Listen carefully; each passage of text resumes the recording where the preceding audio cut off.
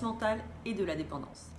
Bonjour à tous, Sandra Manant, coach de vie saine et consciente auprès des femmes actives, entrepreneurs ou en reconversion qui veulent se reconnecter à leur potentiel en énergie, vitalité sans se sacrifier. J'avais à cœur de partager avec vous la raison majeure de notre mal-être intérieur et comment sortir de la souffrance mentale et de la dépendance. Imaginez que vous puissiez libérer facilement toutes vos angoisses, vos peurs, vos phobies, votre jalousie, vos colères ou encore votre tristesse. Imaginez que vous vous débarrassez complètement de toutes les choses qui vous empêchent de passer votre journée dans le calme et la joie. Que vous n'avez plus besoin de craindre cette situation ou à venir ou ce rendez-vous que vous avez à faire et qui vous fait réagir à l'avance. Que le manque et l'absence ne soient plus qu'une simple illusion. Et oui, la vie serait certainement beaucoup plus simple et tranquille si c'était possible. Dans cette vidéo, je vous parle de notre forme pensée et comment elle nourrit et participe à créer votre souffrance et dépendance aux choses et aux êtres et comment s'en sortir. Tout d'abord, qu'est-ce qu'une forme pensée? Eh bien, je dirais que c'est elle qui vous contrôle tout le temps. Elle s'identifie à tout ce qui l'entoure sans émettre de distinction au préalable. C'est aussi cette part de vous dont vous êtes totalement sous le contrôle, car elle constitue la matière de votre inconscient et vous manipule. Elle est différente de ce qu'on appelle l'ego, mais l'ego se nourrit de son énergie pour amplifier le corps de souffrance. Elle est ce qu'on nomme votre champ énergétique qui est constitué de vos croyances, expériences, certitudes, éducation. C'est tout ce que vous avez acquis et engrangé de façon perceptuelle et non perceptuelle que vous avez décidé à un instant T de la prendre pour vérité et de donner une consistance qui sera votre réalité immédiate. Et cela depuis le jour de votre incarnation dans la matière.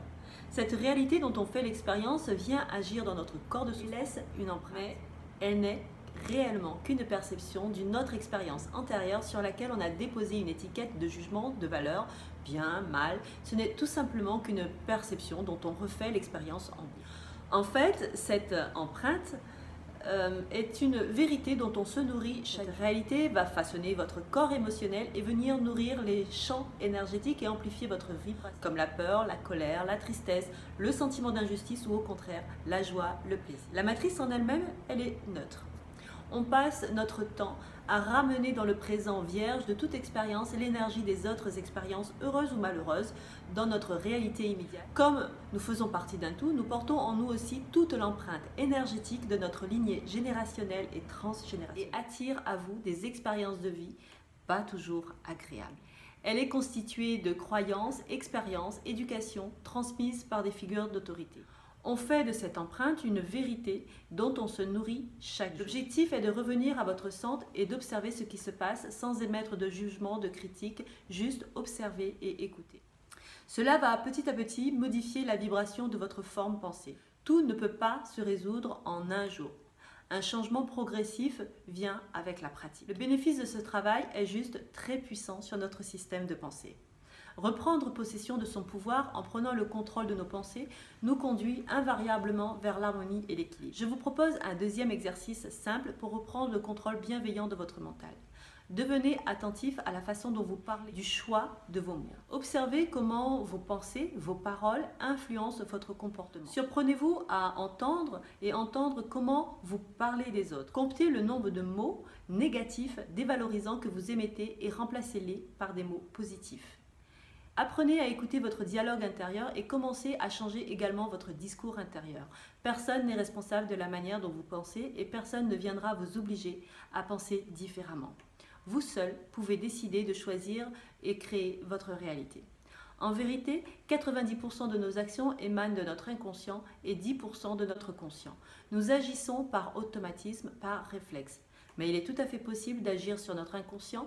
Le vrai pouvoir, c'est vous qui l'avez. En renonçant de décider et de choisir, d'autres le feront à votre place et jamais pour votre plus grand bien. C'est un peu comme si vous décidez de vous lever un matin et appuyer sur un interrupteur pour faire la lumière sur vos zones d'ombre, loger une à une.